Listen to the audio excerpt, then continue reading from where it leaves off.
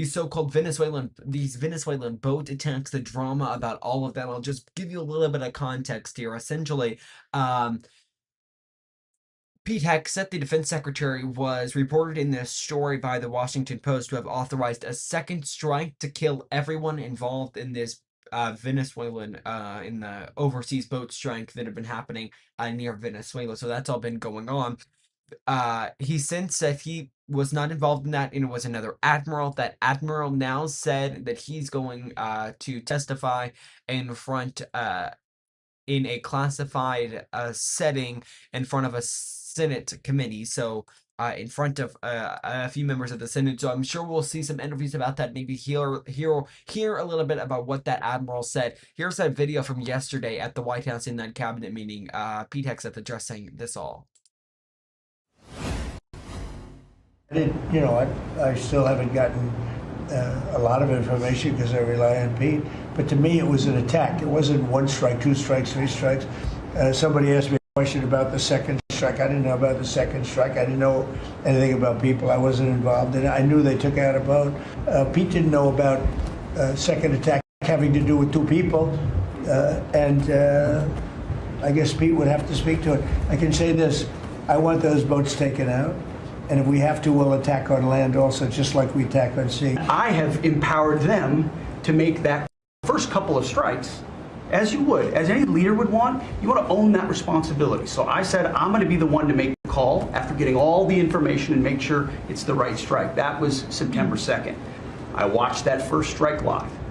As you can imagine, at the Department of War, we got a lot of things to do. So I didn't stick around for the hour and 2 hours, whatever, where all the sensitive site exploitation digitally occurs. So I moved on to my next meeting. A couple of hours later, I learned that that commander had made which he had the complete authority to do, and by the way, Admiral Bradley made the correct decision to ultimately sink the boat and eliminate the threat. He sunk the boat, and eliminated the threat.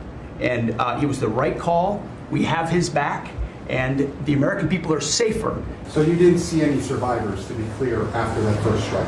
I did not personally see survivors, but I stand, because the thing was on fire. It was exploded and fire or smoke. You can't see anything. You got digital. This is called the fog of war. This is what you in the press don't understand.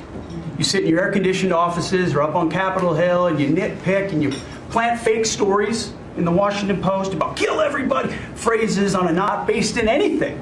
Not based in any truth at all. And then you want to throw out really irresponsible terms about American heroes, about the judgment that they made. President Trump has empowered commanders to do what is necessary, which is dark and difficult things in the dead of night on behalf of the American people. We support them, and we will stop the poisoning of the American people. And Mr. Secretary,